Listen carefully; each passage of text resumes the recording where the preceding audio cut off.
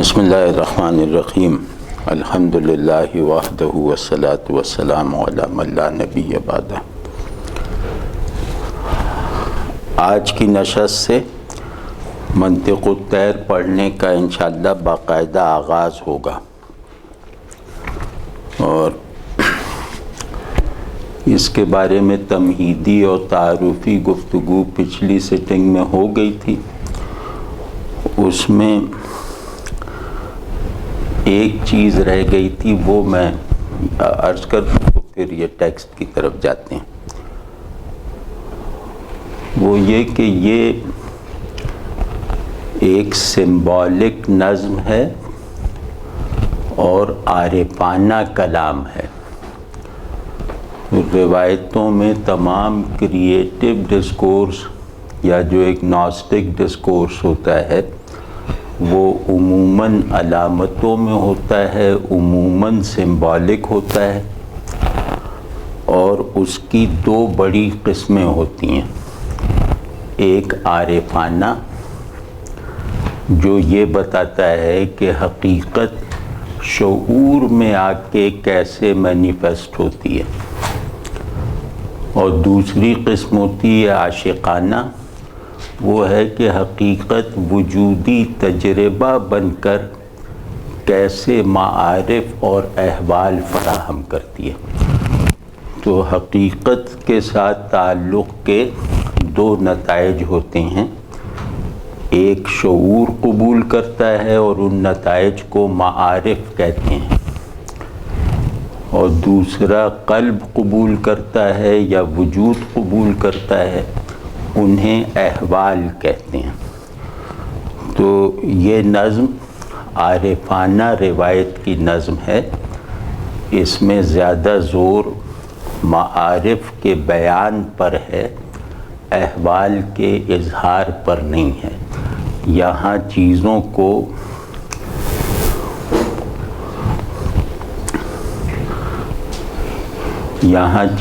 کو ڈی سبجیکٹیوائز کیا گیا ہے، یعنی یہاں حقائق کو سبجیکٹیو ہونے سے روکا گیا ہے، بلکہ حقائق کی جو ایک کازمک تنظیم ہوتی ہے اس کے ساتھ بیان کیا گیا ہے۔ اور سمبلزم میں سب سے زیادہ مشکل کام ہی یہ ہوتا ہے کہ آپ سمبل کو سبجیکٹیوائز نہ ہونے دیں، بلکہ سمبل کو بالکل آبجیکٹیو معنی کا حامل بنائیں۔ یعنی سمبل جو ہے اس کے معنی صرف شعور تک محدود نہ رہیں، بلکہ وہ وجود کے احوال بھی بن جائیں۔ یہ کام کرنا بہت مشکل ہوتا ہے، کیونکہ اس میں قاری کو، ریڈر کو حقیقت کی ایک ٹھوس پریزنس تک پہنچانا ہوتا ہے۔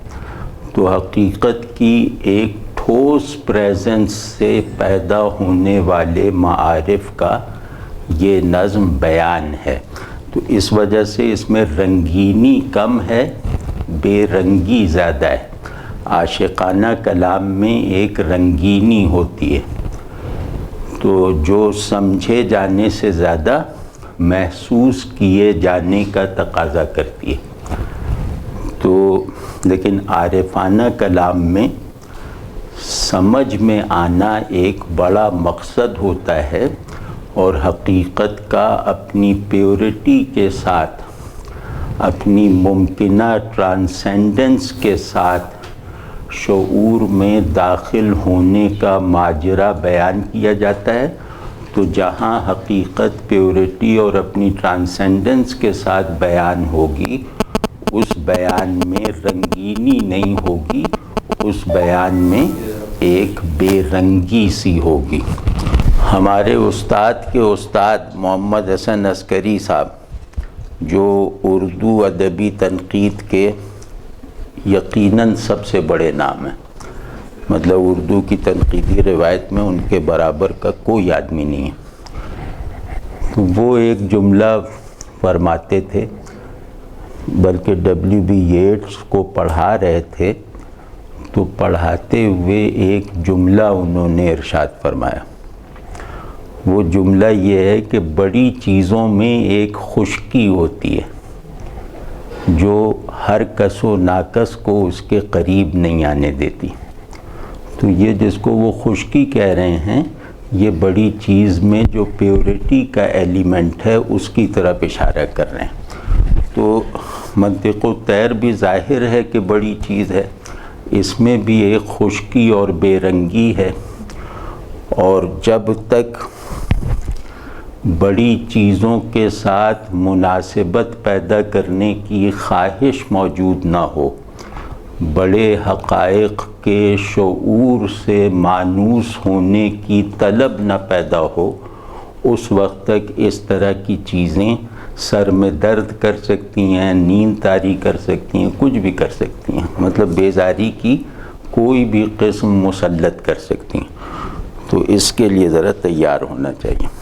شعور کی سب سے بڑی قوت جو ہوتی ہے نا، وہ یہ نہیں ہوتی کہ وہ اپنے کانٹینٹ کو کنونسنگ بنا لے.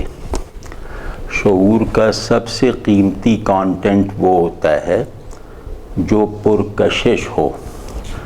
شعور اپنی سمجھی ہوئی بات کو پرکشش انداز سے ظاہر کرنے کے لائق ہو جائے تو اس میں اس کی طاقت کا بڑا ظہور ہے، بمقابلہ یہ کہ اپنی سمجھی ہوئی بات کو دلیل کے ساتھ بیان کرنے کے لائق ہو جائے.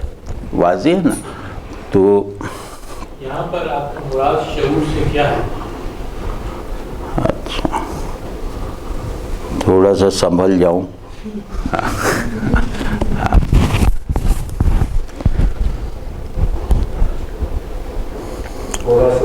جس بنیاد پر میں کیا ہوں اور وہ کیا ہے کا امتیاز پیدا ہوتا ہے،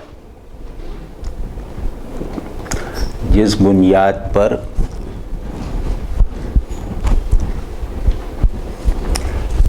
میرے ہونے اور اس کے ہونے کا ایسا ادراک پیدا ہو کہ جہاں میرا اور اس کا ہونا الگ الگ بھی رہے اور ان میں کوئی بات مشترک بھی رہے. تو اس لوکیل کو جہاں یہ سب ہو رہا ہوتا ہے اسے شعور کہتے ہیں.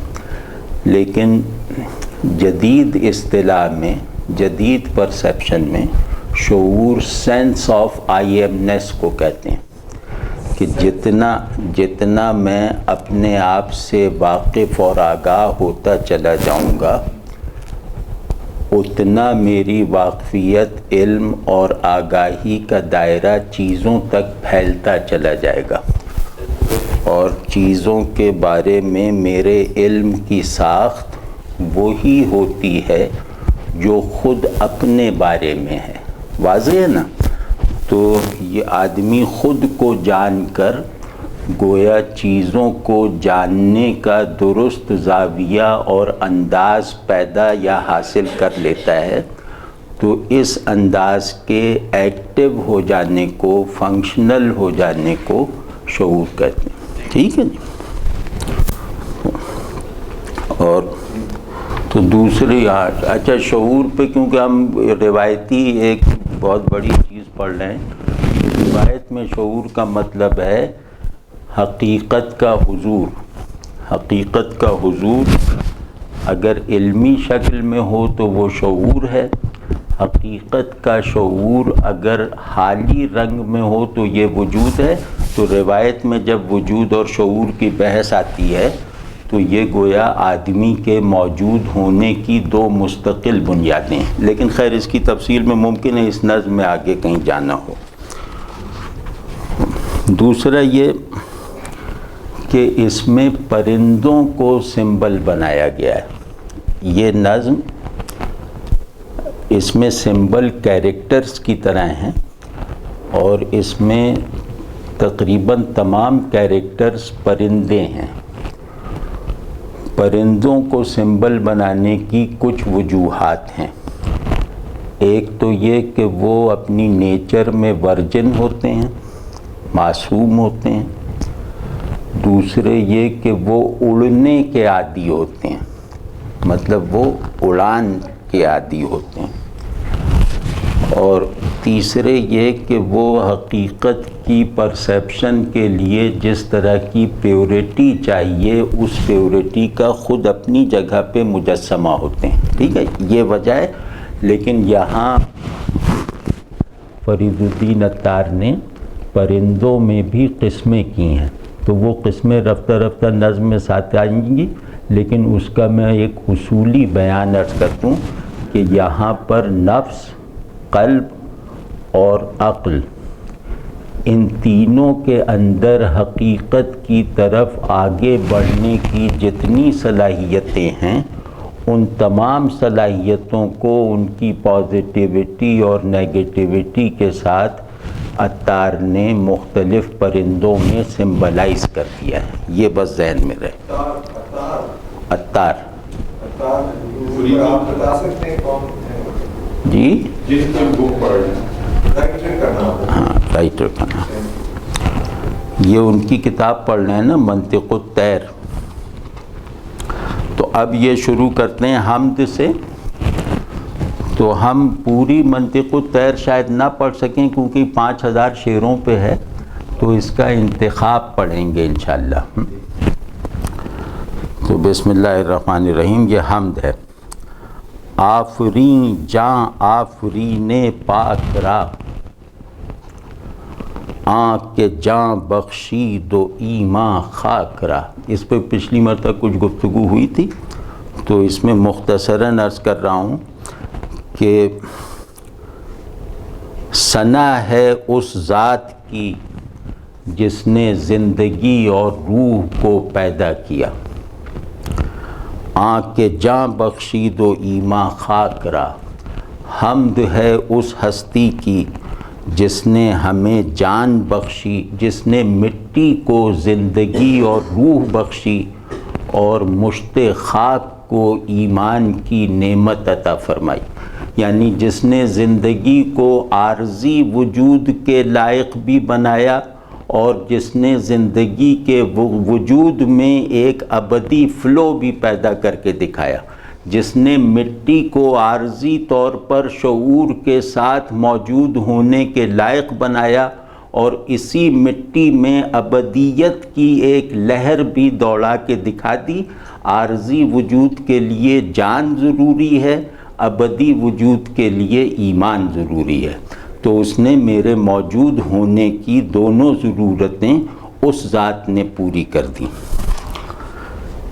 تو آسماں را در زبردستی بداشت، خاک را در غایت پستی بداشت. اب پوری کائنات کی جو وجودی بناوٹ ہے وہ ڈائلیکٹیکل ہے، مطلب اس میں چیزیں تضاد اور تصادم سے معنی بھی پیدا کرتی ہیں اور اپنے وجود کا جواز بھی حاصل کرتی ہیں.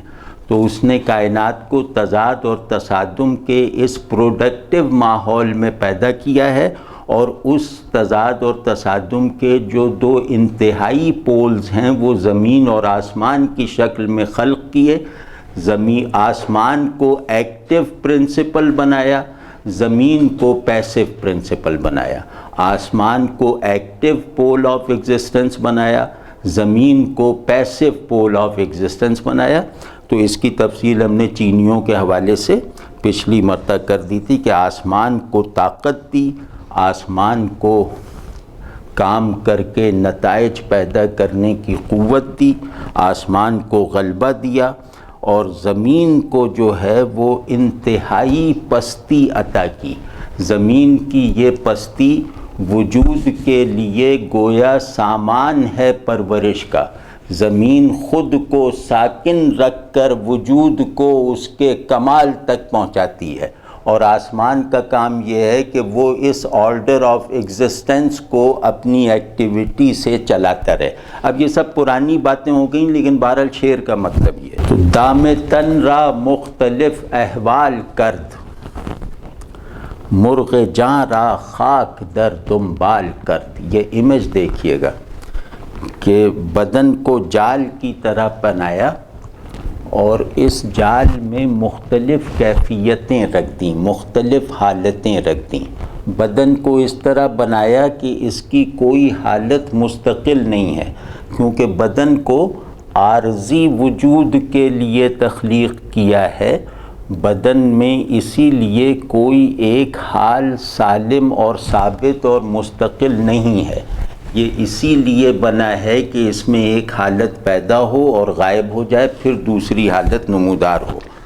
اور مرغ جاں را خاک در دنبال کرد، اور اس کے ساتھ روح کو اس طرح جوڑا ہوا ہے، روح کی رفتار کو اپنی طرف اتنی تیز کر رکھا ہے کہ بدن گویا اس کے پاؤں سے اڑنے والی مٹی بن کے رہ گیا ہے۔ تو اللہ نے انسان کو اس طرح بنایا ہے کہ اس کا بدن کمزوریوں کا، عارضی پن کا مجموعہ ہے، لیکن اس بدن کو ایک ایسی روح کے ساتھ منسلک کیا ہے جو بولے ہوئے لفظ کی طرح اپنے بولنے والے کی طرف پلٹتی ہے۔ تو وہ اس روح کی رفتار اپنے مالک، اپنے معبود کی طرف اتنی تیز ہے کہ بدن اس کے ساتھ اس طرح جڑا ہوا ہے جیسے کسی بہت تیز رفتار گھوڑے کے ساتھ اس کے سموں سے اڑنے والی گرد جڑی ہوئی ہے۔ تو انسان کی ایسی تصویر اگر کوئی بنا سکتا ہو تو آپ سوچئے کہ وہ آدمی کو اس کی فارم اور اس کے ایسنس دونوں میں کس طرح سمجھتا ہوگا۔ مطلب یہ امیج ایسی ہے کہ آدمی کو اس کی صورت میں بھی تصویر کر دیا اور اس کی حقیقت میں بھی مصور کر دیا۔ یہ آدمی کا اگر البم پورا بنانا ہو تو یہ شعر اس کی زندگی کے لیے کافی ہے۔ آدمی یا آدمیت کا کوئی قابل ادراک یا لائق تصور عنصر اس تشبیہ سے، اس تصویر سے خارج نہیں رہ گیا۔ یہ ہوتی ہے بڑی امیج۔ بڑی امیج بڑے معنی سے زیادہ کمیونیکیبل ہوتی ہے، کیونکہ حقیقت کی بناوٹ امیج جیسی ہے، معنی جیسی نہیں ہے۔ حقیقت معنی کی طرح تمہارے اندر آئے گی تو اس کی نفی کرنا ضروری ہے، اور حقیقت اگر امیج کی طرح تم پر منکشف ہوگی تو اس کا اثبات کرنا، اسے افرم کرنا، اسے تجربے سے اس کے گزرنا ضروری ہے۔ واضح ہے نا؟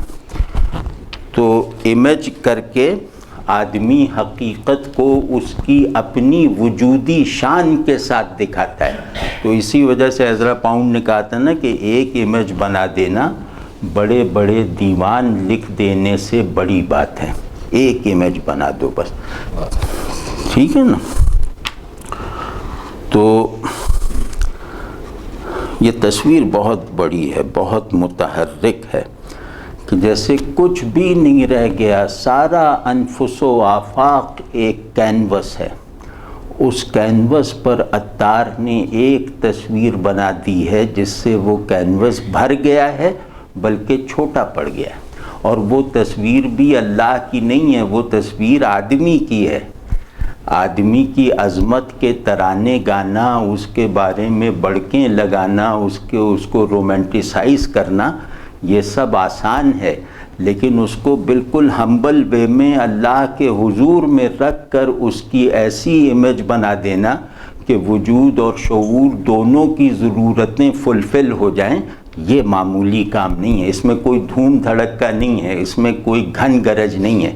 اس میں لگتا ہے کہ ایک ایسا آرٹسٹ ہے جس کے ہاتھ کو اللہ نے حقیقت کی تصویر ہی بنانے کے لیے تخلیق کیا ہے۔ تو بحر را بگذشت در تسلیم خویش، کوہ را افسردہ کرد از بیم خویش، کہ اس نے سمندر بنا کر چھوڑ دیا، اس نے سمندر بنایا تاکہ اس کے آگے جھکا رہے۔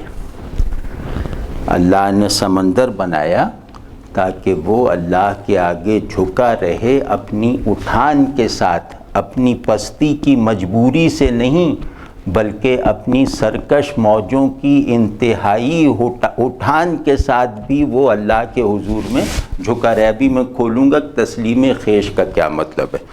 ترجمہ بہرحال یہ ہے کہ اس نے وہ سمندر کو بنا کر چھوڑ دیا تاکہ وہ اس کی تسلیم کا فرض ادا کرتا رہے، تاکہ وہ تسلیم کے حال میں رہے۔ اور کوہ را افسردہ کر دزبی میں خیش، آپ دیکھیں کتنی بڑی بڑی چیزیں لاتے ہیں یہ، کہ سمندر کو بنایا کہ میرے آگے جھکے رہو، اور پہاڑ کو بنایا کہ مجھ سے ڈر کے دکھاؤ۔ اب میں اس کو ایک احوالی بیان میں ڈھالنے کی کوشش کرتا ہوں کہ اللہ نے پرشور زخار طغیانی سے بھرے ہوئے گردابوں سے معمور سمندر کو اس لیے بنایا کہ وہ اپنی ہر لہر اور حرکت کے ساتھ اس پر نثار ہوتا رہے۔ تسلیم کا مطلب ہے نثار ہونا۔ آپ سمجھے، اس نے سمندر کو مواجی دی، اس نے سمندر کو روانی دی، اس نے سمندر کو طغیانی دی، اس نے سمندر کو وہ قوت دی جو اپنے سامنے آنے والی ہر چیز کو بہا کر لے جا سکتی ہے، اور اس قوت مواجی اور طغیانی کے اوصاف کو دینے کے بعد اس کے اندر ایک حال کو اس پر حاکم کر دیا کہ اپنی ساری طاقت کو صرف کر دو اللہ پر نثار ہونے کے لیے۔ تو سمندر کو اس نے بنایا اپنے اوپر نثار ہونے کے لیے، اور پہاڑ جو دیکھنے میں بہادر، سنگ دل، پیشن لیس، بے حس نظر آتا ہے، پتھریلا ہے نا، تو اس کو اس نے اس لیے بنایا کہ مجھ سے ڈر کے دکھاؤ۔ سمندر سے کہا کہ تجھے میں بنا رہا ہوں، مجھ پہ نثار ہو کے دکھا۔ پہاڑ کو کہا تجھے میں کھڑا کر رہا ہوں، مجھ سے ڈر کے دکھا۔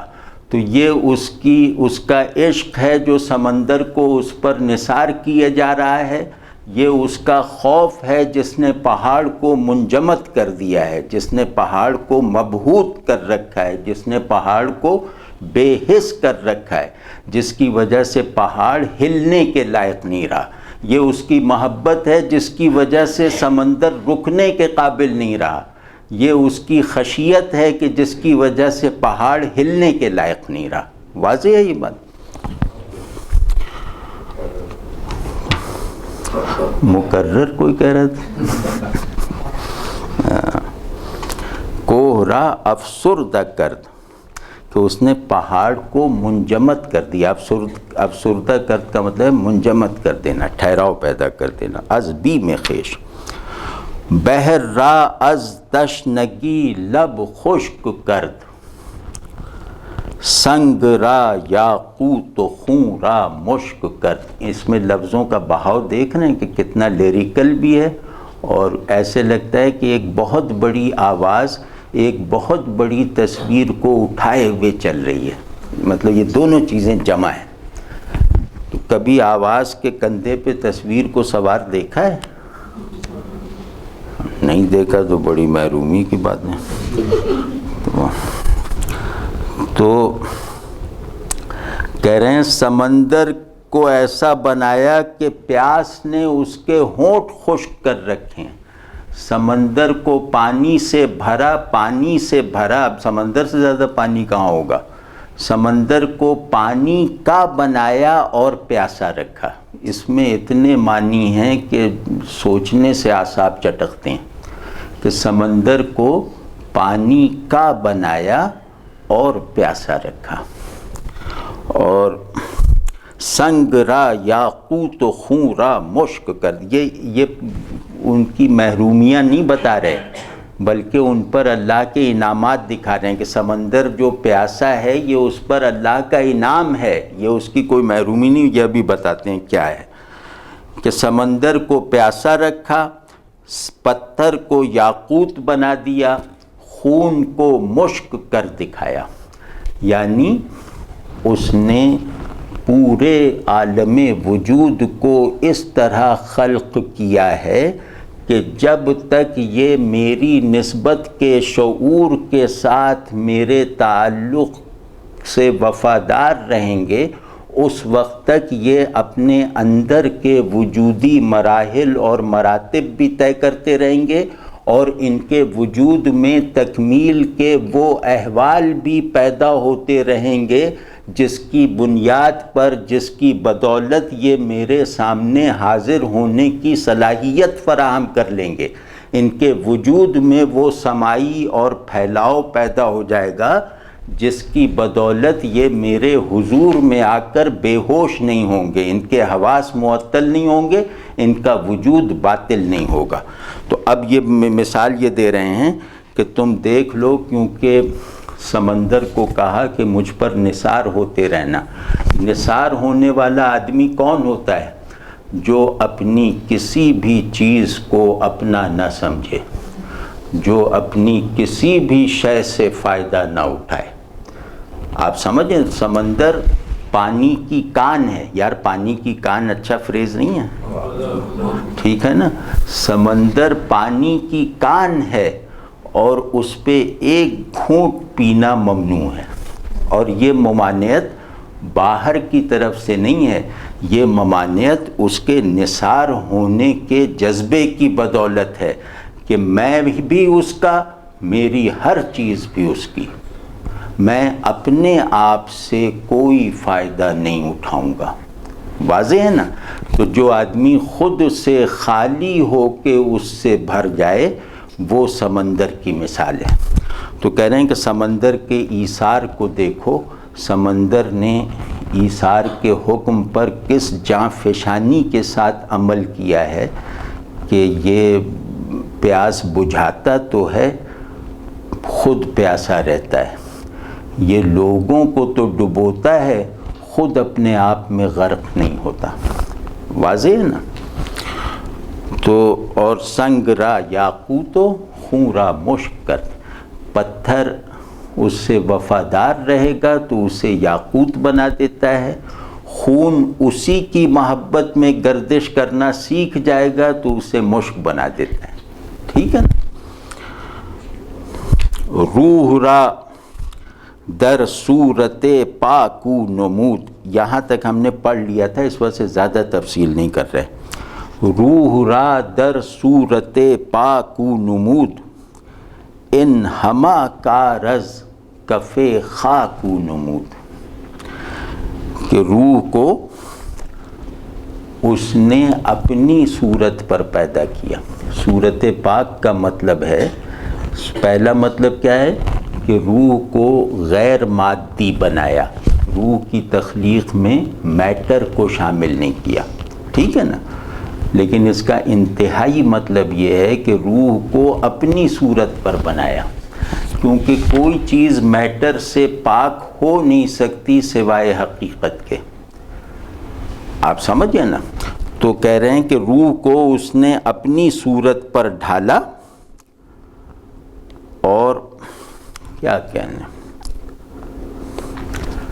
روح کو اپنی صورت میں ڈھال کر اس مشت خاک کو اس کا خزانہ دار اور گارجین بنایا۔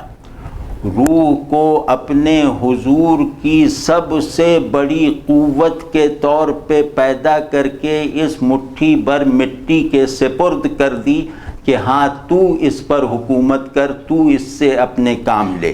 یعنی مٹی کو روح سونپ کر گویا اللہ نے وجود کے انتہائی نچلے مرتبے پر یہ احسان فرمایا کہ اس پر میرے غیاب کا، میری بے حضوری کا، مجھ سے لا تعلقی کا اندھیرا نہ چھایا رہے۔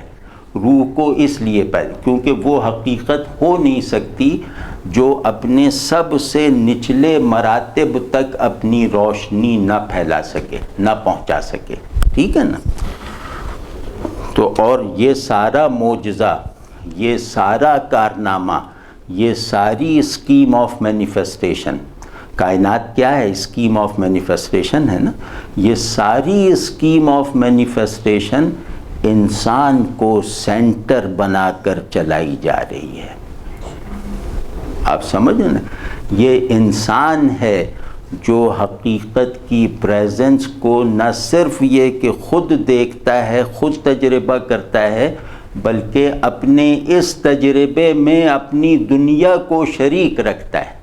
اگر انسان بیچ میں سے ہٹ جائے تو حقیقت کے ظہور کا پورا نظام باطل ہو کر رہ جائے گا۔ واضح ہے نا؟ اس صورت کو اگر دوبارہ سمجھا دیں اپنی صورت پہ. ہاں اچھا، اپنی صورت پہ بتائیں. صورت پاک، روح کو اپنی صورت پاک صورت پر اس نے ظاہر کیا. تو حضرت آدم علیہ السلام جی کی طرف بھی تو اشارہ ہو سکتا ہے. آدم حضرت آدم علیہ السلام کی طرف بھی اشارہ ہو سکتا ہے. ہاں یہاں شاید نہ ہو، یہاں دوسرے مصرے میں ہوگا. اب آپ اس میں اس کی ذرا خوبی دیکھیے، بناوٹ کی خوبی دیکھیے کہ مشت خاک میں وجود کے تمام جہان کو چلانے والا نظام مرتکز اور جمع کر دیا گیا ہے. آپ سوچیں، ذرا تصویر بنا کے دیکھیں کہ ایک مٹھی برابر مٹی ہے، اس میں کائنات کو چلانے والا، انفس و آفاق کو چلانے والا تمام جو نظام وجود ہے وہ پوری شدت اور معنویت کے ساتھ اس مٹھی بر مٹی میں سمایا ہوا اور کار فرما ہے. وجود کی کوئی ایسی بناوٹ اور حرکت ممکن نہیں ہے جس کی عملی اور فعلی نشانیاں انسان کے اندر برسرے کار عالم میں موجود نہ ہو. واضح ہے نا بات؟ یہ کہا جا رہا ہے اس میں.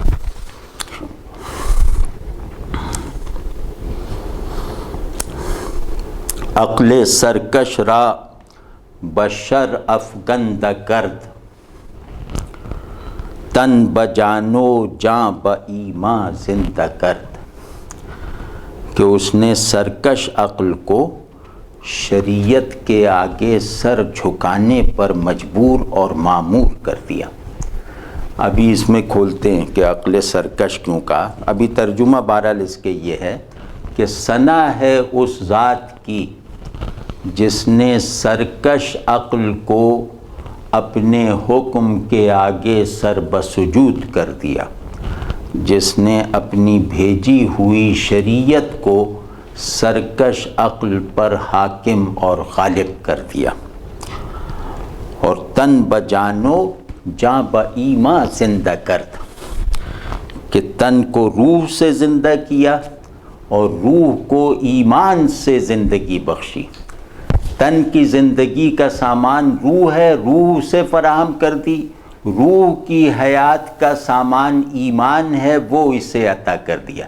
یعنی وجود کی دونوں حالتیں، وقتی اور ابدی، اس ایک مشت خاک میں جمع کر کے دکھا دیں. تو ثنا ہے اس ذات کی. تو اب یہاں جو یہ فرمایا، یہ دوسرا مصرع تو نسبتاً آسان ہے، تن بجانو جاں با ایمان زندہ کر. لیکن عقل کو سرکش کیوں کہا ہے؟ عقل سرکش را بشر افگندہ کرد. یار کوثر صاحب یہ آپ بتا دیجئے، کیونکہ آپ ہی کے پاس عقل زیادہ ہے. اتنی نہیں آتی سمجھ ہے آپ ہی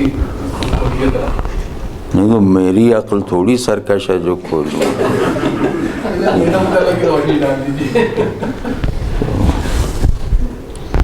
اس میں ایک پہلے شاعرانہ خوبصورتی دیکھیے.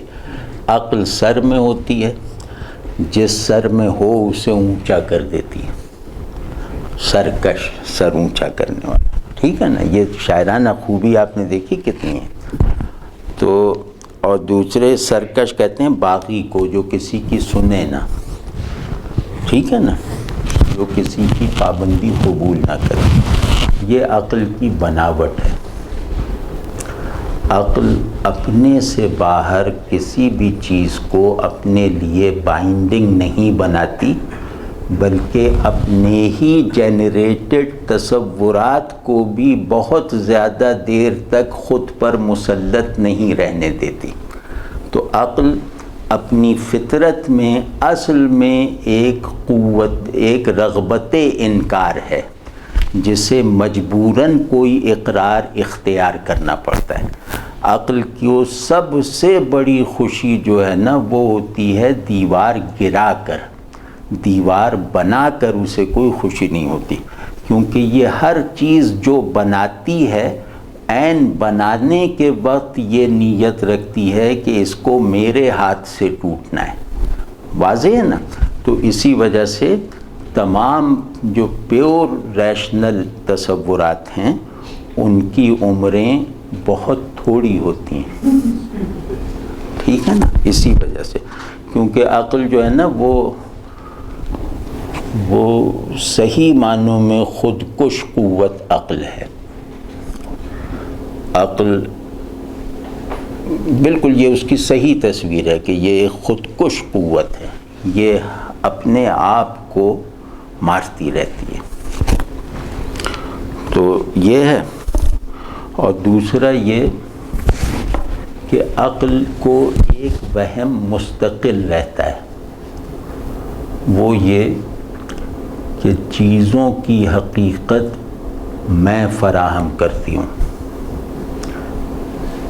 حقیقت چیزوں کی پراپرٹی نہیں ہے، میں جو بھی معنی دینا چاہوں وہی اس چیز کی حقیقت ہے، میں جس رنگ میں بھی کسی چیز کو سمجھنا چاہوں وہی اس کی ریئلٹی ہے۔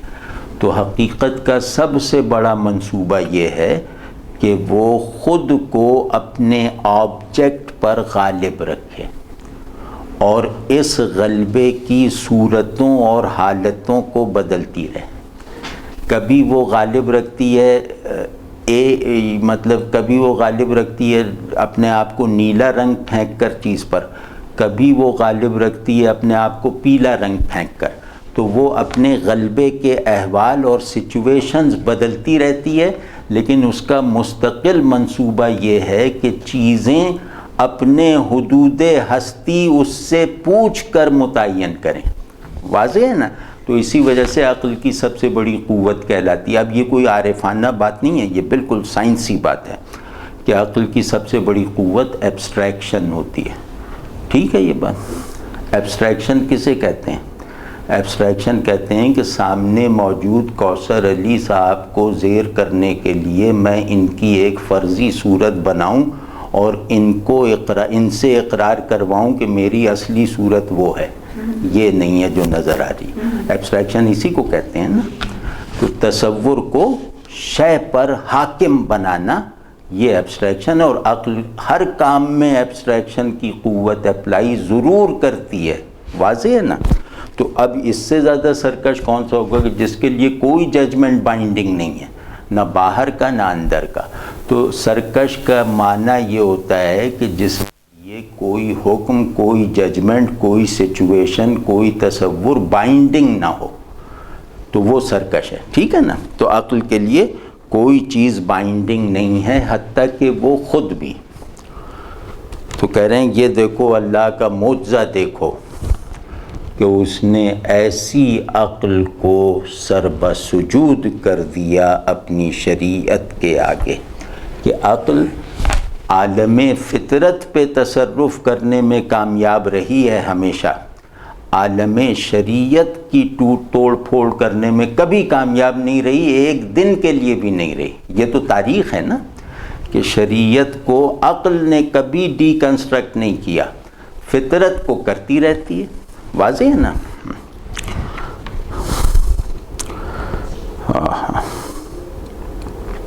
اب جیسے اللہ تعالیٰ کے معجزات دکھا رہے ہیں کہ ثنا ہے نا، ثنا کس کی ہوتی ہے؟ کہ جس کا کام سمجھ میں نہ آ سکے، جس کا کام حیرت میں ڈال دے، ثنا اس کی ہوتی ہے۔ حمد کس کی ہوتی ہے؟ جس کا کام محسوس ہو جائے اس کی حمد ہوتی ہے، جس کا کام سمجھ میں نہ آئے حیرت میں ڈال دے اس کی ثنا ہوتی ہے۔ ٹھیک ہے؟ تو کہہ رہے ہیں کہ گاہ گل بر روئے آتش دستہ کرد، اس کی تصویر بھی ذرا دیکھیے گا، حالانکہ تلمیح ہے۔ گاہ گل بر روئے آتش دستہ کرد، گاہ پل بر روئے دریا بستہ کرد، کہ کبھی جو ہے سبحان اللہ، کبھی آگ کو بھڑکا کر اس کے شعلوں کو گلدستہ بنا دیتا ہے۔ اب آپ اس آگ کا تصور کریں جو سرکش ہے، جو بھڑکی ہوئی ہے، جو میں نہیں آ رہی، اس کے شعلے جو ہیں وہ سب کے سب ایک اٹھان پکڑے ہوئے ہیں۔ تو اس کو ذرا سا اپنی پوزیشن بدل کے دیکھیں تو ایسا لگتا ہے کہ آگ پھول اگا کر ان کا گلدستہ بنا رہی ہے، شعلے آگ کے پھول ہیں۔ آپ سمجھ گئے نا؟ تو کہہ رہے ہیں کہ کبھی وہ آگ کو پھولوں کا گلدستہ بنا دیتا ہے. اب یہ تلمیذ ذہن میں رہے سیدنا ابراہیم علیہ السلام کی کہ کبھی وہ آگ کو کبھی اس مصرے کا دوسرا مطلب یہ کہ کبھی وہ گلدستے کو آگ کے اوپر رکھ دیتا ہے اور آگ اس کو جلا نہیں سکتی. واضح ہے نا؟ اور کبھی وہ دریا پر پل باندھ دیتا ہے. یہ اس میں سادگی بھی دیکھیں اور اس کی معنویت اور کیفیت بھی دیکھیں کہ اس میں تو ذرا پیچیدگی ہے نا کہ شعلے پھول بن جائیں، اس میں امیج میں ذرا پیچیدگی ہے، لیکن اس امیج میں ایک بالکل سادگی سی ہے کہ دریا پہ پل بنا دیتا ہے. اس کا مطلب ایک تو تلمیحی ہے کہ موسیٰ علیہ السلام کے لیے دریا راستہ دے دیتا ہے، لیکن اس کا ایک مطلب عرفانی ہے.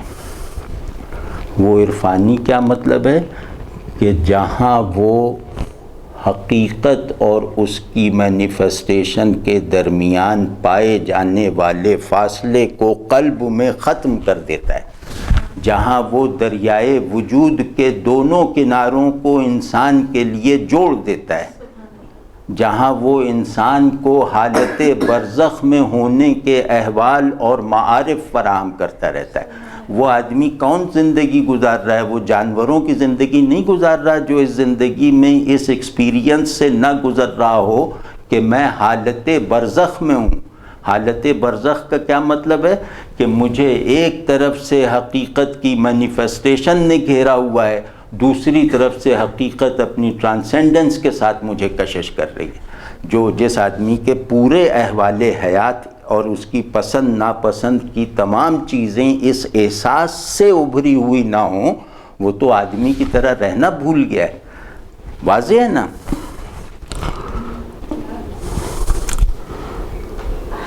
عنکبوت را بحکمت دام داد، صدر عالم را درو آرام داد. رسول اللہ صلی اللہ علیہ وسلم کی نعت میں بڑے بڑے القابات سنے ہوں گے، جیسے یہاں صدر عالم باندھا ہے نا، اس کا کوئی جواب نہیں ہے. تو یہ آپ دیکھ رہے ہیں ذرا تلمیحی رنگ میں اللہ کی مہربانیاں اور معجزات بتا رہے ہیں. تو عنکبوت را بحکمت دام داد کہ اس نے مکڑی کو اپنی حکمت سے جالا بننے کے لائق بنایا. ٹھیک ہے، ایک مکڑی کو. اور صدر عالم را درو آرام داد. صدر عالم ابھی کھولتا ہوں کہ صدر عالم علیہ السلام کو اس جالے کی وجہ سے آرام اور حفاظت سے رکھا. نہیں، مکڑی کے جالے کی کیا حیثیت ہے؟ ٹھیک ہے نا، مکڑی کا جالا تو وہ ہوتا ہے جس کو صاف کرنے کے لیے آدمی اجلا کپڑا استعمال کرنے سے ڈرتا ہے. وہ اتنی بے قیمت اور اتنی زیادہ مکروہ چیز ہے کہ اس کی صفائی کے لیے بھی آدمی وہ کاغذ یا وہ کپڑا چنتا ہے جس کو ضائع کرنے کا وہ پہلے سے فیصلہ کر چکا ہو. آپ سمجھ گئے نا؟ تو اتنی بے قیمت چیز پر اللہ تبارک و تعالی نے اس کو وہ شرف دیا کہ یہ صدر عالم کے لیے سکون، آرام اور حفاظت کا دروازہ بن گیا. ٹھیک ہے نا؟ اب کیا ہے کہ صدر عالم کا جواب نہیں ہے. صدر عالم کا مطلب ہے کہ یہ کائنات اپنے حقائق سمیت، یعنی یہ کائنات جن حقائق کو اپنے اندر سمو نہیں سکتی، وہ تمام حقائق مجسم ہیں رسول اللہ صلی اللہ علیہ وسلم کے وجود اطہر میں. تو صدر عالم کون؟ جو مرکز وجود ہے، جو حاصل شعور ہے، حق کی حضوری کے تمام چینلز اس کی ذات سے ہو کر گزرتے ہیں، حق تک پہنچنے کے تمام راستے اس کے اندر سے ہو کر جاتے ہیں. وہ اللہ نہیں جو رب محمد نہیں صلی اللہ علیہ وسلم. اگر وہ الہ محمد علیہ السلام نہیں ہے تو وہ اللہ تمہارے ذہن کی مخلوق ہے، خالق کائنات نہیں ہے. ٹھیک ہے؟ اللہ اپنے تعارف کو، اپنے ظہور کو معطل رکھے ہوئے تھا قرآن اور محمد ابن عبداللہ علیہ السلام کی آمد تک کے لیے. تو اللہ نے ایک نظام بدل دیا رسول اللہ صلی اللہ علیہ وسلم. صدر عالم کی صدر کہتے ہیں جہاں ہر چیز جمع ہو، کوئی چیز اس سے باہر نہ رہ جائے. واضح ہے نا، قلب عالم نہیں کہا، صدر عالم کا. تو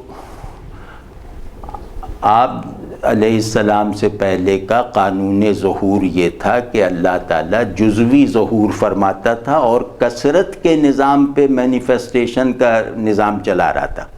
یعنی کثیر مینیفیسٹیشنز تھیں جو ایک دوسرے سے متعلق ہونی ضروری نہیں تھیں. یہاں گوتم تھے، وہاں موسیٰ تھے، وہاں عیسیٰ تھے. رسول اللہ صلی اللہ علیہ وسلم کی بعثت کے بعد کثرت ظہور کا قانون قیامت تک کے لیے ختم ہو گیا. اب حق کا جو بھی ظہور ہے وہ محمد الرسول اللہ صلی اللہ علیہ وسلم کے حوالے سے. اب حق کا جو بھی اظہار ہے وہ قرآن کریم میں ہے. قرآن اور محمد صلی اللہ علیہ وسلم کے دائرہ وجود اور دائرہ علم سے باہر حق کا ہر اظہار اور ہر ادراک ممتنع، محال اور ناقابل قبول ہے. واضح ہے نا، صدر عالم اس کو کہتے ہیں. ٹھیک ہے.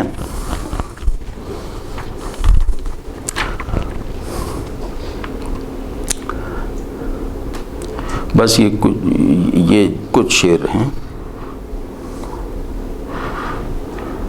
اے خرد در راہ تو طفل بشیر، گم شدہ در جستجویت عقل پیر. کہ اے ذات الہ، اے کہ جس کی تمام ثنا اور تعریف اور حمد ہے، اس کے راستے میں عقل دودھ پیتا بچہ ہے. طفل بشیر کہ عقل اس کے راستے میں دودھ، کیا تشبیہ دی ہے. سبحان اللہ سبحان اللہ. کہ اے اللہ تیرے راستے میں اگر عقل چلے تو وہ دودھ پیتا بچہ ہے. اور گم شدہ در جستجویت عقل پیر، اور عقل بوڑھی ہو جائے تو بھی تیری ہی جستجو میں رہتی ہے. یعنی عقل اگر بچپن میں ہے تب بھی تیری طرف منہ کیے ہوئے ہے، عقل اگر بڑھاپے میں ہے تو بھی تیری تلاش میں ہے. یعنی عقل تجھ تک پہنچنے کی طلب سے تو مانوس ہے، تجھ تک پہنچنے کے لائق نہیں ہے. آپ سمجھ گئے نا کہ عقل کو یہ تو احساس ہے کہ مجھے کسی تک پہنچنا ہے، لیکن عقل خود سے اس قابل نہیں ہے کہ جس تک پہنچنا اس کے اندر پورے جوش کے ساتھ بیدار ہے یہ خواہش، اس خواہش کی تکمیل کا سامان وہ خود سے کر لے، اس قابل نہیں. اور عقل بشیر کا جواب ہی نہیں ہے. شیر کہتے ہیں اللہ کی طرف سے پہنچائے جانے والے علم کو. جیسے سیدنا ابوبکر رضی اللہ تعالیٰ عنہ کا ایک خواب تھا نا، تو آپ صلی اللہ علیہ وسلم اس تعبیر سے بہت خوش ہوئے تھے. تو وہ دودھ پیتے ہوئے دیکھا نا، تو اس کا مطلب ہے کہ اللہ معارف عطا فرما رہا ہے. تو اگر عقل تیرے راستے پر آمادگی کے ساتھ آ جائے تو پھر وہ اللہ کی طرف سے حاصل ہونے والی حکمتوں کی مستحق بن جاتی ہے. پھر عقل اپنی تصور سازی سے حق کا راستہ نہیں طے کرتی، بلکہ اللہ کی طرف سے فراہم کردہ حکمت کو بنیاد اور رہنما بنا کر اللہ کی طرف یکسوئی کے ساتھ سیدھے رخ پر چلنا سیکھ جاتی ہے. واضح. اور یہیں سے معارف پیدا ہوتے ہیں.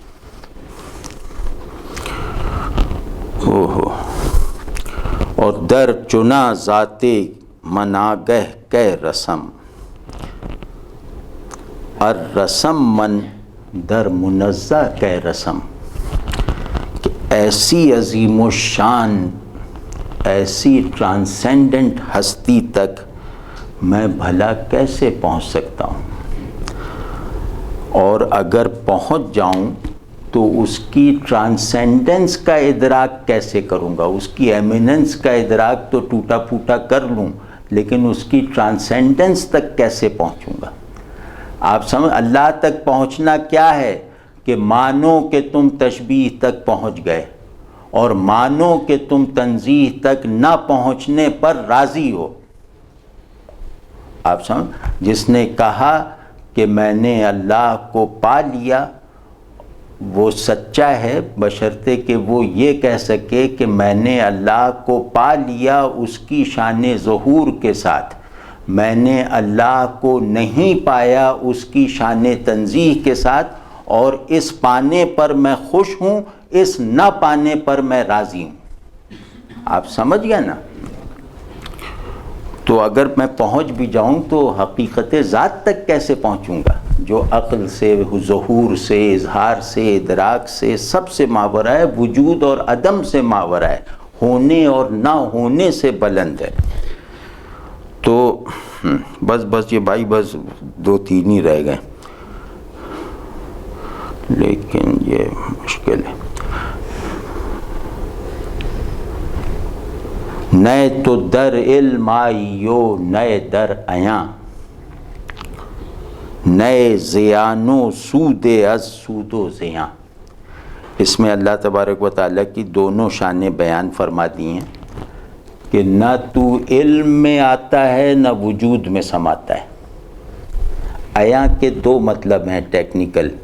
ایاں کا ایک مطلب تو ہے سامنے ظاہر، دوسرا مطلب ہے وجود میں، ٹھیک ہے نا؟ تو صوفیوں کے لٹریچر میں عیانی وجودی کے معنی میں ہوتا ہے، علمی عیانی، ٹھیک ہے نا، ذہنی اور وجودی۔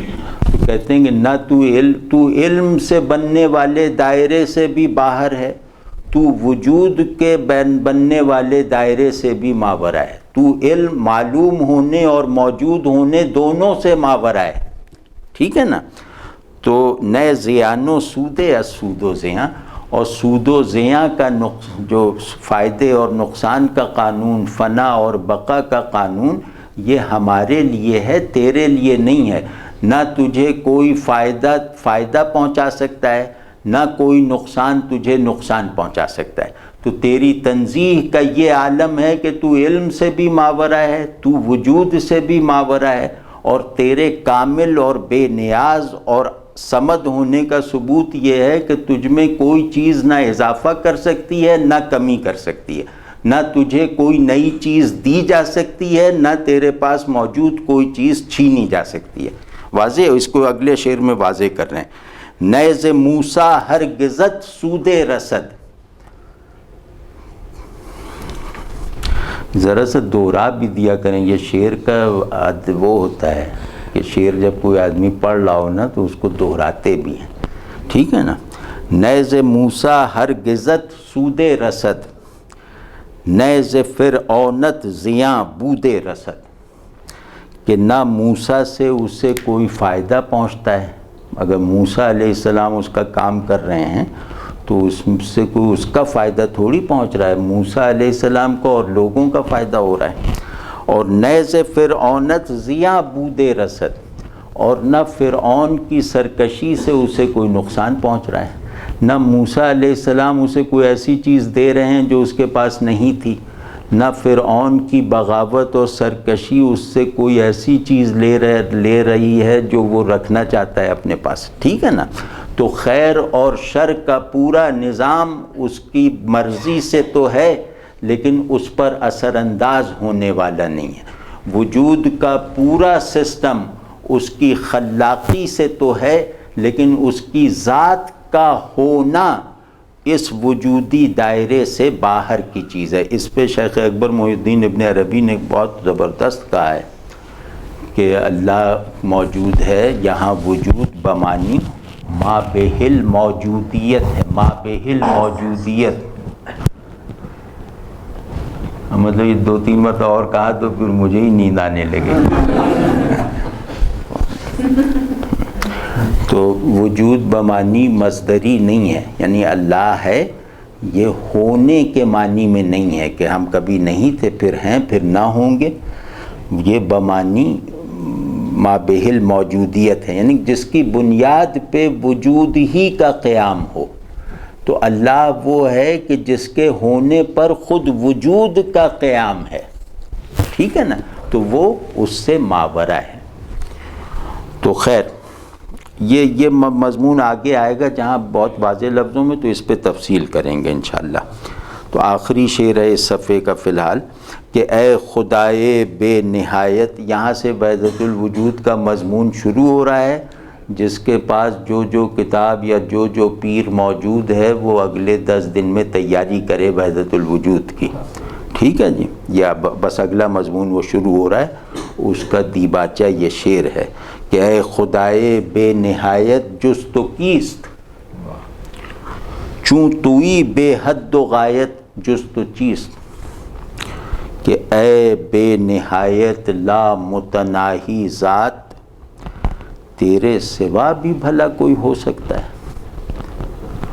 اور جب تو ہی بے حد ہے، لا نہایت ہے، تیری ہی کوئی حد اور نہایت اور انتہا نہیں ہے، تو پھر تیری موجودگی میں بھی کوئی یہ کہہ سکتا ہے کہ میں بھی ہوں؟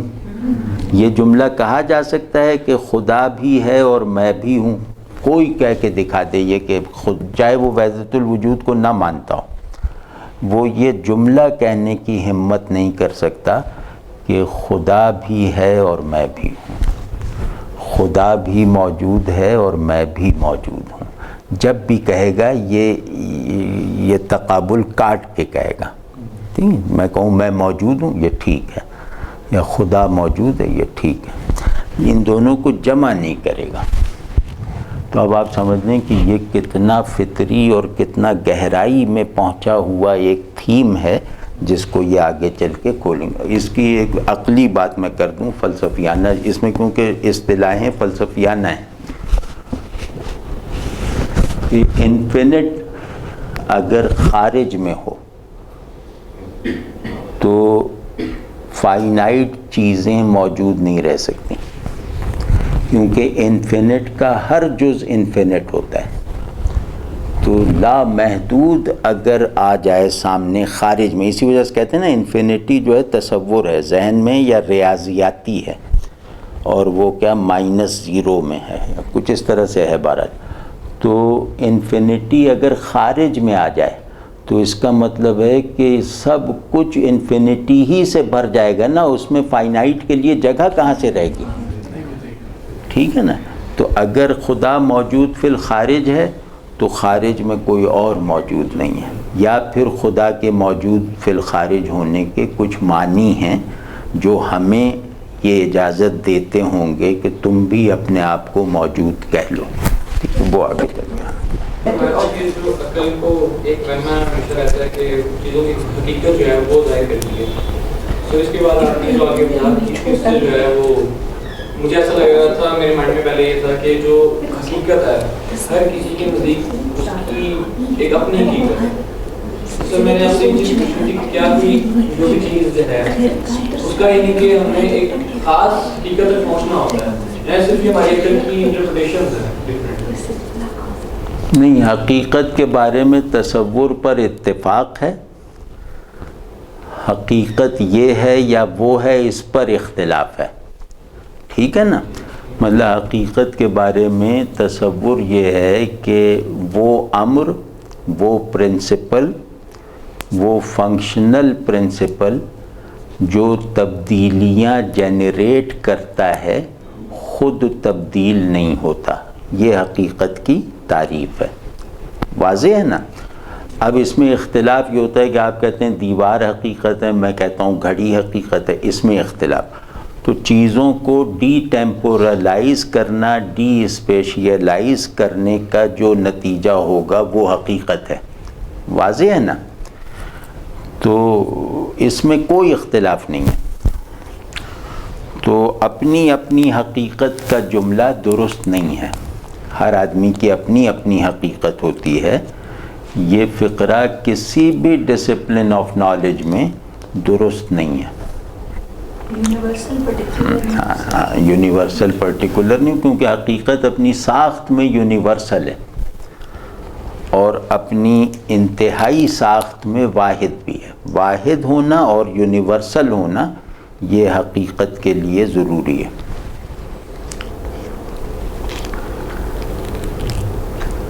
کیا نام تھا وہ؟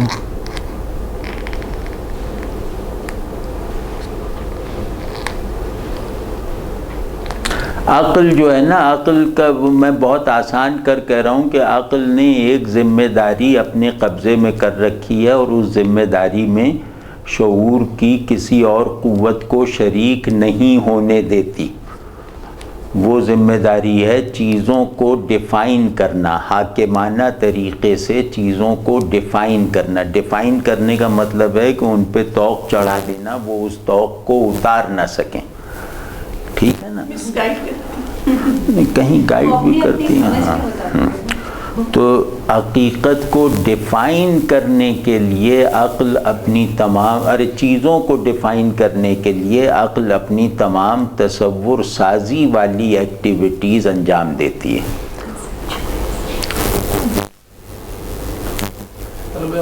پرندے کا بتایا تھا کہ پرندے میں کیا خاص چیز ہوتی ہے، اس کو پڑھانا تو آواز میں آ ایک اپنا شعر سناتا ہوں، یہ پرندے ہی کا ہے،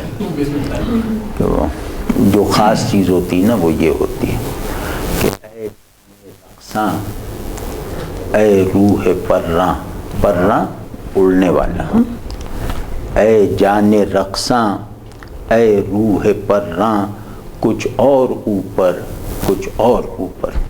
تو پرندہ کچھ اور اوپر، کچھ اور اوپر کی مسلسل طلب کی تجسیم ہے۔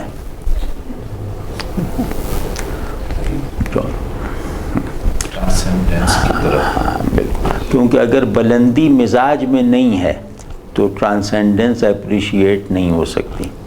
ٹرانسینڈنس کا مطلب یہ تھوڑی ہے کہ جیسے اکبر الہ آبادی کا نے کہا مجنوں سے یہ لیلا کی ماں نے، یہ جو انگلینڈ سے آئیں ان کو خاص طور مجھے بھی یہ شعر یاد ہے،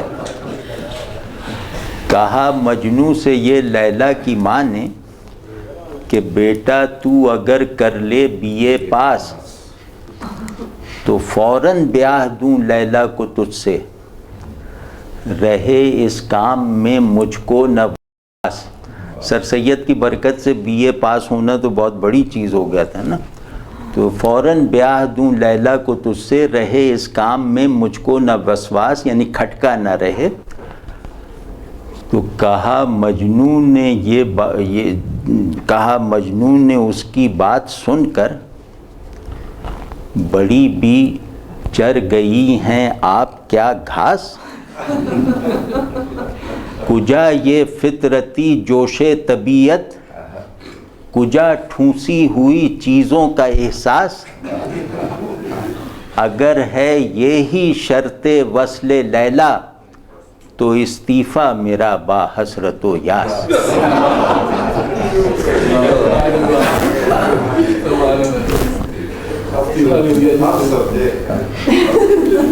اچھا سر، یہ عقل کے حوالے سے اقبال نے جو کہا ہے کہ اچھا ہے جو ساتھ رہے پاسبان عقل، لیکن کبھی کبھی اسے تنہا بھی چھوڑ دے، وہ کیا کیفیت ہے؟ ہاں جی، وہ یہی کیفیت ہے کہ عقل عرفانی احوال کو اپنی گرفت میں لینے میں ناکافی ہے۔ تو یہ تو اچھا ہے، ہاں نہیں لے سکتی۔ تو کہہ رہے ہیں کہ اچھا ہے دل کے ساتھ رہ، تاکہ دل محمل احوال میں مبتلا نہ ہو جائے، تو اس کے لیے عقل کا شریک کار کے طور پہ موجود رہنا ضروری ہے، تاکہ قلب کو جو احوال حضور حاصل ہوں وہ شعور کی سیرابی کا ذریعہ بھی بن جائیں۔ تو اس لیے عقل کو ساتھ رہنا چاہیے، لیکن کبھی کبھی اسے تنہا بھی چھوڑ دے۔ بعض مرتبہ قلب کی پرواز ان فضاؤں میں ہو جاتی ہے جو عقل کے لیے بالکل اجنبی ہیں، وہاں پہنچ کر عقل اپنی عادت کے مطابق قلب کی لگامیں کھینچنے لگتی کہ بس اب اوپر نہ جاؤ۔ تو اس سے بچانے کے لیے قلب جب حالت عروج میں ہو تو اسے عقل سے رخصتی کا مسافہ کر کے جانا چاہیے، ٹھیک ہے نا؟ یہ غالب کا وہ جو اشعار ہے نا، تھوڑا سا روشنی ڈالیے، وہ نہ تھا کچھ تو خدا تھا، نہ ہوتا کچھ تو خدا ہوتا، نہ تھا کچھ تو خدا تھا، کچھ نہ ہوتا تو خدا ہوتا، ڈبویا مجھ کو ہونے نے، نہ ہوتا میں تو کیا ہوتا۔ اس میں ایک پن ہے، عارفانہ شعر نہیں ہے یہ، تو اس میں ایک وہ دراصل لطف زبان سا ہے، کھیلا ہے لفظوں سے، کہ ظاہر ہے کہ جب کچھ نہیں تھا تو خدا تھا، اور یہ بھی ظاہر ہے کہ جب کچھ نہ رہے گا اس وقت بھی خدا باقی ہے، خدا رہے گا۔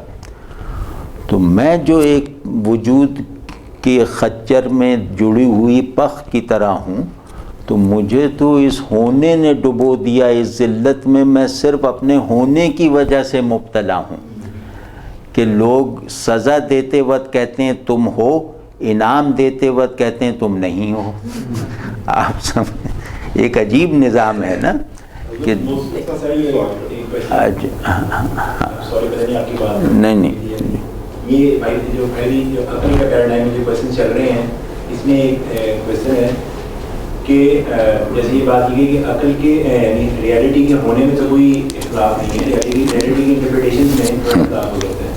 اگر کسی بندے سے ویسے ہم نے ایک بات بتانی ہو کہ کوئی حقیقت ہے جو عقل میں نہیں آ سکتی، اس بات کو اگر ہم نے آسان طریقے سے کسی کو ایکسپلین کرنا ہو، احساس اس کو ہو جائے تاکہ وہ صرف عقل میں لڑائی کرنا، تھوڑا سا اس کو پتا ہو کہ بیونڈ عقل بھی کچھ ہے، اس کی کوئی آسان مثال جو کسی کو سمجھ آئے؟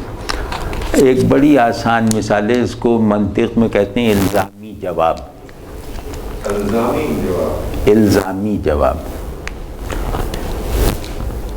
کہ عقل اپنے کسی بھی علم کو مکمل کرنے میں آج تک کامیاب ہوئی ہے؟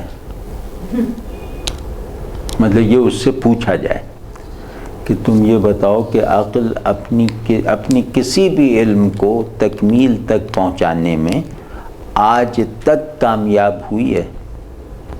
مطلب کہ جو مجسمے قائم ہوتے ہیں کوئی اور آ کے گرا جاتا ہے، کوئی آ کے خود ہی گرا۔ ان کو سمجھ نہیں آ رہی تو اس کو ایک جو میں آپ کی بات پہ وہ پورا جواب میں نے نہیں ابھی عرض کیا۔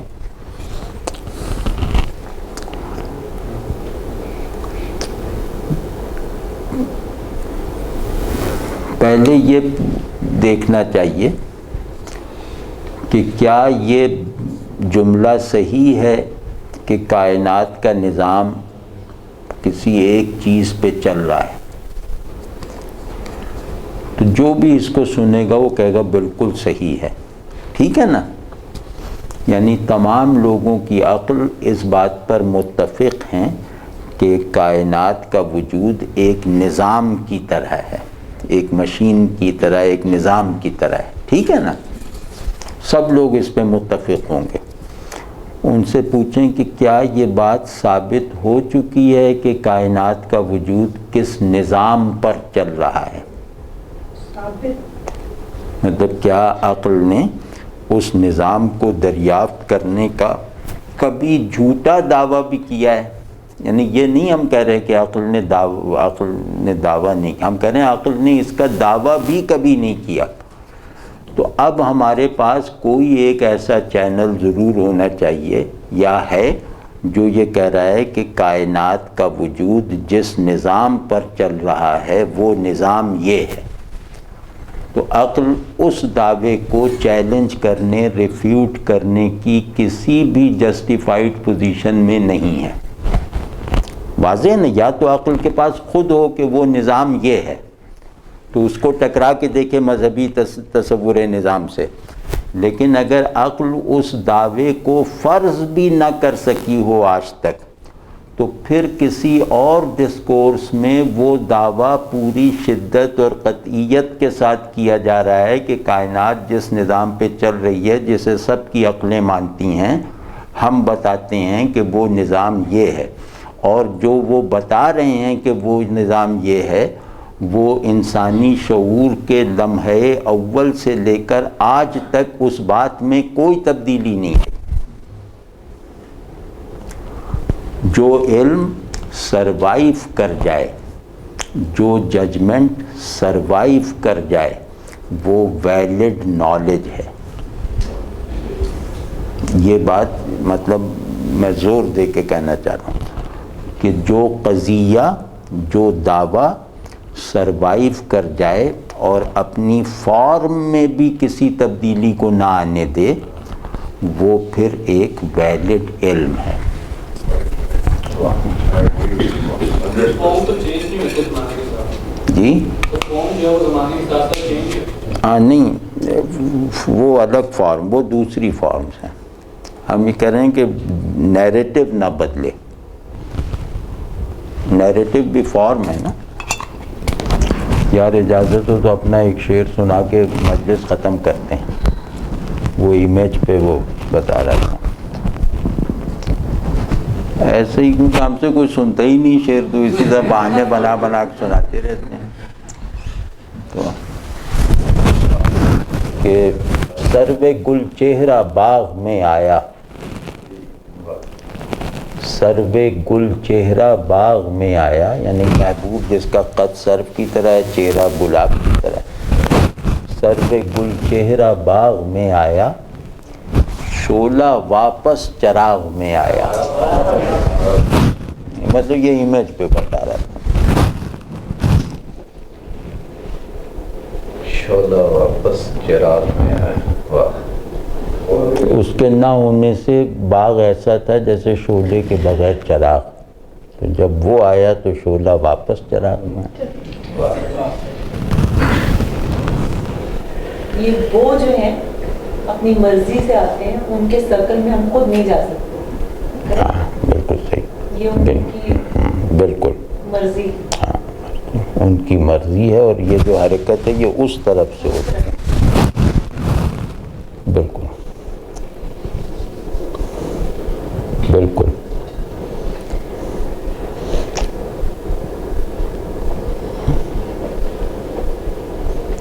خدا ملتا ہے، ڈھونڈا نہیں جاتا. خدا ڈھونڈا نہیں جاتا، پایا جاتا ہے. اگر اتنی شدت کا چاہت تو ڈھونڈنا کہیں گے یا پانا کہیں گے؟ پانا کہیں گے. پانا کہیں گے. جس میں وہ غائب رہتے ہوئے بھی محبوب ہو جائے نا، تو اس سے بڑھ کے کیا پانا ہوگا.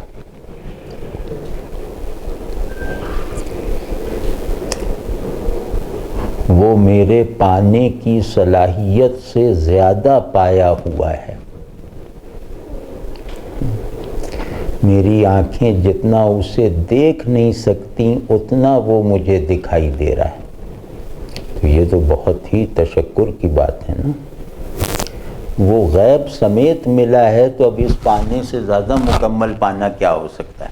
مگر آپ کو یقین کیسے ہے کہ آپ جو دیکھ رہے ہو محسوس کر رہے ہو وہ یقین نہیں ہے؟ ہاں اسکیزوفرینیا بھی تو ہو سکتا ہے. ہاں نہیں ہو سکتا ہے. اس حال سے تسکین اور عاجزی پیدا ہونا تو انشاءاللہ وہ مرض نہیں ہے. یہ میں بڑی مطلب اپنی سمجھ کے مطابق گر کی بات بتا رہا ہوں کہ اس طرح کے جن احوال سے تسکین اور عاجزی پیدا ہو. اور تکلیف. ہاں اور تکلیف محسوس. تکلیف ہاں پیشن جب بڑھ جائے تو تکلیف ہوتا ہے. وہ نہیں، لیکن وہ بھی شامل کر لیں تو وہ اس میں سچائی ہے. جس میں دعویٰ پیدا ہو وہ جھوٹ ہے. بالکل صحیح. ایک احساس یہ بھی ہے کہ جو ہم ورڈز کہتے ہیں، جو قال ہے وہ حال نہیں ہے. حال بھائی یہ اتنی خطرناک بات نہیں ہے. حال اور قال میں ہر آدمی میں فرق ہوتا ہے. قال میں کیونکہ پوری بات بیان ہوتی ہے، حال اس پوری بات کا احاطہ نہیں کر سکتا. ٹھیک ہے، یعنی جب میں کہتا ہوں اللہ احد تو اس بات کے جتنے معنی ہیں، اس قول کے جتنے معنی ہیں وہ میرے احوال نہیں بنے ہوتے. تو یہ کوئی ٹکراؤ یا منفی چیز نہیں ہے. لفظ زیادہ مکمل ہوتا ہے تصور سے، حالت سے. ٹھیک ہے نا. ایک تو یہ اگر ان میں ٹکراؤ نہ ہو وہ تو خطرناک بات ہے، وہ حال اور قال کا. ہاں بس یہ تقدیر ہے، اس سے کبھی چھٹکارا نہیں مل سکتا. لیکن اس کا گیپ یا اس میں فرق کم کرنے کے لیے خاموشی اور لمبا سجدہ. جس کی تنہائی اچھی ہے نا، اس کا حال اس کے قول سے زیادہ پیچھے نہیں رہے گا۔ تنہائی جب کوئی نہ دیکھ رہا ہو تب تم جو ہو وہ اس سے زیادہ ہونا چاہیے جب لوگ تمہیں دیکھ رہے ہیں اس وقت تم ہو۔ یعنی میری تنہائی میں میرا قد میری مجلس کے قد سے بہت بلند ہونا چاہیے، بہت زیادہ بلند، کیونکہ اصل میں تنہائی مجھے اپنے باطن کو ایکسپیرینس کرواتی ہے۔ میں جو تنہائی میں ہوں نا وہی میں ہوں۔ یہ سب تو پرفارمنس، یہاں بیٹھ کے منطق و تیر کھول لی کچھ، یہ تو پرفارمنس ہے نا۔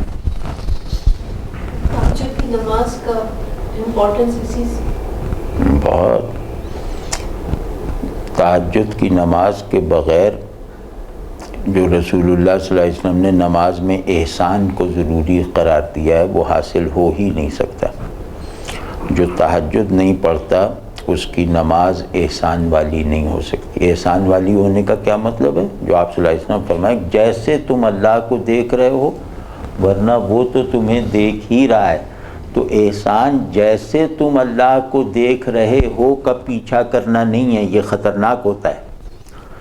احسان ہے اللہ تمہیں دیکھ رہا ہے، اس ریئلائزیشن میں رہو، اس سٹیٹ میں رہو۔ بس احسان اتنا ہے کہ اللہ مجھے دیکھ رہا ہے، میں اللہ کی نگاہ میں ہوں۔ یہ اگر میرا حال بن جائے نا تو پتہ نہیں کیا ہو جائے۔ کون سا درد و سوز و آنسو مندی مطابق بے ہے جو نام نے بتایا؟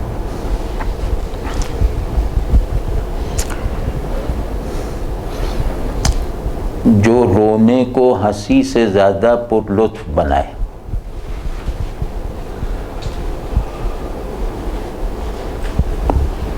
لیکن یہ جو شعر کی طرح آپ اشارہ کر رہے ہیں نا، متاع بے بہا ہے درد و سوز آرزو مندی، مقام بندگی دے کر نہ لوں شان خداوندی، یہ تھوڑا سا غیر متوازن ہے۔ وہ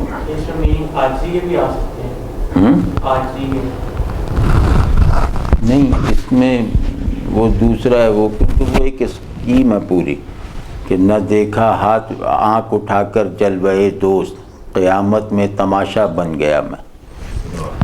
تو یہ اس ذہن سے نکلے ہوئے اشعار ہیں۔ تو یہ کیسے ہو سکتا ہے کہ جلوے دوست موجود ہو اور آدمی آنکھ اٹھا کے نہ دیکھے؟ یہ کیسے ہو سکتا ہے؟ یعنی کہ جنت میں سب سے بڑی کشش ہی رسول اللہ صلی اللہ علیہ وسلم نے یہ فرمائی ہے کہ وہاں اللہ کا دیدار ہوگا، جس پہ مدینے میں جشن منایا گیا تھا۔ جواب ہاں 14ویں کے چاند کی طرح دیکھو گے تو مدینے میں جشن منایا گیا، 2 موقعوں پر مدینے میں جشن منایا گیا۔ اس پہ آج بات ختم کر دیں گے، ٹھیک ہے؟ ایک یہ موقع پہ کہ آپ صلی اللہ علیہ وسلم کو صحابہ کے ساتھ تشریف رکھتے تھے تو 14ویں کا چاند نکلا ہوا تھا، تو اسے دیکھ کے فرمایا کہ تمہیں معلوم ہے کہ جنت میں اللہ کو 14ویں کے چاند کی طرح دیکھیں گے۔ تو وہ لوگوں نے جب بتایا تو جشن منایا گیا کہ اللہ کو دیکھیں گے۔ اللہ کے غیب پر ادب کے ساتھ راضی رہنے والا ہی جانتا ہے کہ اللہ کو دیکھنے کے کیا معنی ہیں۔ جس کے لیے اللہ کا غیب ایک بے معنی اور معطل اور ناگوار چیز ہو، اسے کیا مطلب کہ وہ اللہ دکھائی دینے میں کیسا ہوگا، یا وہ طلب کیسی ہے۔ اور دوسرے اس وقت جب ایک صحابی نے رسول اللہ صلی اللہ علیہ وسلم سے سوال کیا کہ جناب یہاں تو ہم آپ کو جب چاہے دیکھ لیتے ہیں، دور سے قریب سے، جنت تو بہت ہی بڑی ہے، دنیا سے بھی بہت بڑی ہے، وہاں پر ایک طبقے کا فرق دوسرے طبقے سے بھی نوری برسوں کی مسافت، یہ میں اپنی طرف سے کہہ رہا ہوں، مطلب بہت دور ہوں گے۔ تو جنت میں ہم آپ کو کیسے دیکھیں گے، آپ کی مجلس کیسے اٹینڈ کریں گے؟ تو آپ صلی اللہ علیہ وسلم نے ان سے ارشاد فرمایا کہ جو جس سے محبت کرتا ہے جنت میں اس کے ساتھ ہوگا۔ تو وہ نکلے اور باہر جا کے انہوں نے سب کو بتا دیا، کیونکہ زندہ لوگ تھے، انہوں نے باہر جا کے سب کو بتا دیا، کہا کہ بھائی یہ آپ صلی اللہ علیہ وسلم فرمایا کہ جو آپ صلی اللہ علیہ وسلم سے محبت کرتا ہے وہ قیامت میں اور جنت میں اسی طبقے میں رہے گا۔ تو اس دن جو ہے عورتیں تک باہر نکل آئیں، مطلب ایسی خوشی کی لہر دوڑی جس نے گویا قیامت تک کے لیے مسلمان کے سامنے ایک آئیڈیل کو مجسم کر دیا کہ رسول اللہ صلی اللہ علیہ وسلم کے ساتھ صحرا کی خشک ریت پر زندگی گزارنا رسول اللہ صلی اللہ علیہ وسلم کے بغیر جنت میں رہنے سے افضل ہے۔